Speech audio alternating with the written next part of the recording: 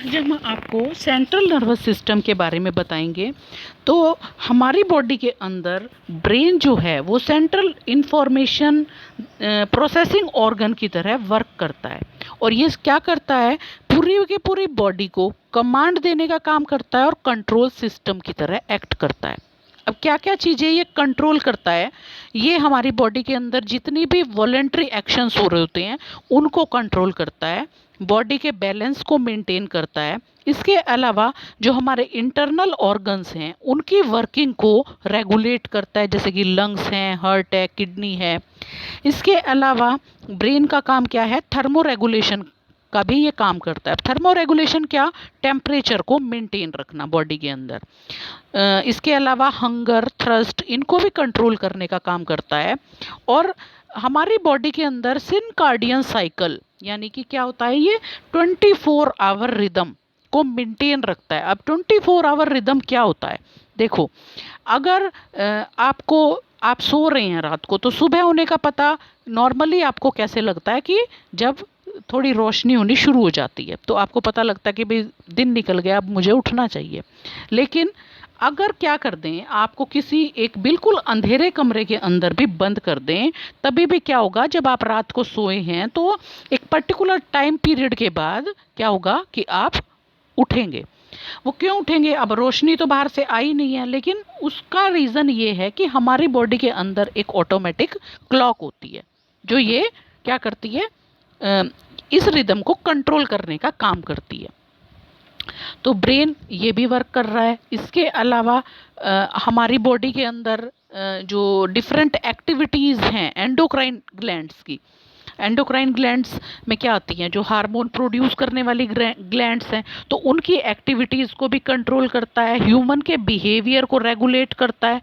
इसके अलावा vision, hearing, speech, memory, intelligence, emotions और थॉट्स, इन सब को भी क्या करता है, वो इनकी प्रोसेसिंग करने का काम करता है। अब ह्यूमन ब्रेन कहाँ पर पाया जाता है, ह्यूमन ब्रेन स्कल के अंदर पाया जाता है। स्कल क्या है, एक बोनी बॉक्स है जिसके अंदर क्या होगा, ब्रेन पाया जाएगा।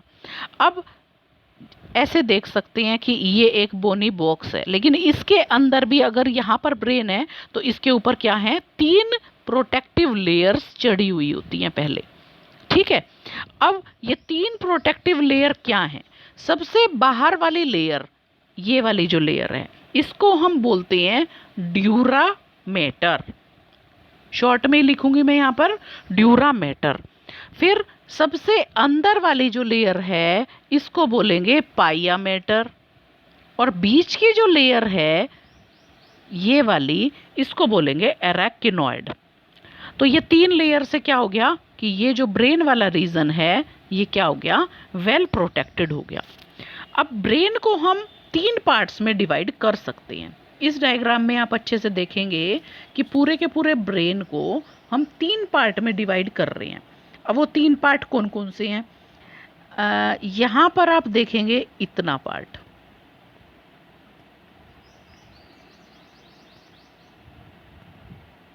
ये तो क्या हो गया, फोर ब्रेन। ये वाला पार्ट क्या है, फोर ब्रेन। अच्छा, ये वाला जो पार्ट दिख रहा है ब्लू कलर का, ये है मिड ब्रेन। और उसके बाद ये सब पत्तियों जैसा जो स्ट्रक्चर आपको दिख रहा है, एक पेड़ जैसा, ये है आपका हाइंड ब्रेन। तो ये हो गया ब्रेन के 3 मेन पार्ट। तो अब हम एक एक करके इसके पार्ट्स के बारे में डिस्कस करेंगे। सबसे पहला है फोर ब्रेन। अब फोर ब्रेन मैंने कहाँ तक बताया, ऐसे, ये पार्ट किस में आ रहा है, फोर ब्रेन के अंदर आ रहा है। तो फोर ब्रेन के अंदर क्या क्या चीज़ें पाई जाती हैं, एक तो आपको ये दिख रहा है, जैसे जैसे इंटेस्टाइन का स्ट्रक्चर होता है उस तरह के ये दिख रहे हैं, कोइल्ड सा स्ट्रक्चर, इसको बोलते हैं हम सेरेब्रम। इसके अलावा ब्लू कलर का ऊपर वाला पार्ट दिख रहा है थैलेमस, और इसका जो बेस दिख रहा है वो है हाइपोथैलेमस। ऊपर वाला पार्ट क्या है, थैलेमस, और ये वाला पार्ट क्या है फिर नीचे वाला इसका ब्लू का, हाइपोथैलेमस। तो अब ये हो गए इसके 3 मेन पार्ट्स। अब पढ़ते हैं इनका स्ट्रक्चर कैसा है। तो सबसे पहले हम देखेंगे सेरेब्रम कैसे बनता है। तो सेरेब्रम किस तरह का स्ट्रक्चर है कि आउटर रीजन है, मान लो ऐसे, ये आउटर रीजन है। तो इसमें क्या हो रखा है, डीप क्लेफ्ट्स आ रखी हैं, ऐसे ऐसे ऐसे ऐसे, इस तरह से फोल्डेड सा अंदर से स्ट्रक्चर हो रहा है ये। जैसे आपको यहाँ पर ये चीज़ें आप फोल्ड्स देख सकते हो, ठीक है।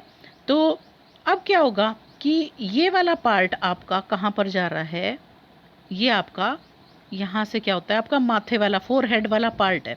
तो फोरहेड से यानी कि नोज से हम यहाँ से एक लाइन अगर खींचे तो इस तरीके से क्या हो गया कि जो सेरेब्रम है उसको, उसके बीच में क्या हो गया, एक डीप क्लेफ्ट हो गई। क्या है, एक डीप क्लेफ्ट है जिसने इसको क्या कर दिया, सेरेब्रम वाले हिस्से को 2 पार्ट्स में डिवाइड कर दिया, एक राइट और एक लेफ्ट, ऐसे बन गए। अब ये राइट और लेफ्ट वाले जो पार्ट हैं ये आपस में भी ऐसे नहीं है कि इनका कोई कनेक्शन नहीं है, ये आपस में भी किसके, नर्व फाइबर्स की हेल्प से जुड़े हुए होते हैं। अब जो हेमिस्फीयर्स हैं जिन फाइबर्स की हेल्प से जुड़े हुए हैं इनको हम कॉर्पस कोलोसम बोलते हैं। अब देखते हैं कि सेरेब्रम का जो आउटर पार्ट है, जैसे ये पार्ट हो गया पूरा सेरेब्रम का, तो ये आउटर पार्ट है, इसको हम क्या बोलेंगे, सेरेब्रल कॉर्टेक्स। तो सेरेब्रल कॉर्टेक्स क्या करता है, फिर ये डीप फोल्ड्स बना रहा है मेड्यूला वाले रीजन में। तो जो बाहर वाला पार्ट है उसको हम क्या बोलते हैं, सेरेब्रल कॉर्टेक्स। कौन सा वाला पार्ट, आउटर वाला पार्ट, जैसे ये बाहर का पार्ट। तो अब ये वाला पार्ट कैसा होगा, ये दिखने में हमें ग्रे कलर का दिखाई देगा। क्यों दिखाई देगा ग्रे कलर का, क्यों यहाँ पर जो न्यूरॉन्स हैं वो बहुत ही कंसंट्रेटेड हैं, बहुत ही पास होते हैं, इसीलिए वो उसको कैसी अपीयरेंस दे देते हैं, उस जगह को ग्रेस कलर की अपीयरेंस दे देते हैं। और दूसरी चीज़ क्या है कि अब इस रीजन में पाया क्या क्या जाता है, यहाँ पर इस रीजन में क्या क्या पाया जाएगा, एक तो होगा मोटर एरियाज, एक होगा सेंसरी एरियाज। मतलब सेंसरी एरियाज क्या, जो सेंसरी ऑर्गन से मैसेज लेकर आएगा, और मोटर एरियाज क्या, जहाँ से जो मसल्स हैं उनको मैसेज जाएगा, तो वो वाले एरियाज होंगे। लेकिन इस रीजन में बहुत सारे एरियाज ऐसे भी होते हैं जिनको हम क्लियरली डिफाइन नहीं कर सकते कि वो सेंसरी हैं या मोटर एरियाज हैं। तो इस तरह के एरिया जिनको बहुत ही कॉम्प्लिकेटेड सा स्ट्रक्चर है, उसको हम डिफाइन नहीं कर पा रहे हैं, तो उसको हम एसोसिएशन एरियाज बोलते हैं। और ये बहुत सारे फंक्शंस परफॉर्म करने का काम करते हैं, जैसे कि इंटरसेंसरी एसोसिएशन बोल सकते हैं, या मेमोरी से रिलेटेड वर्क करते हैं, या हमारी जो कम्युनिकेशन होती है उसको कंट्रोल करने का ये काम करते हैं।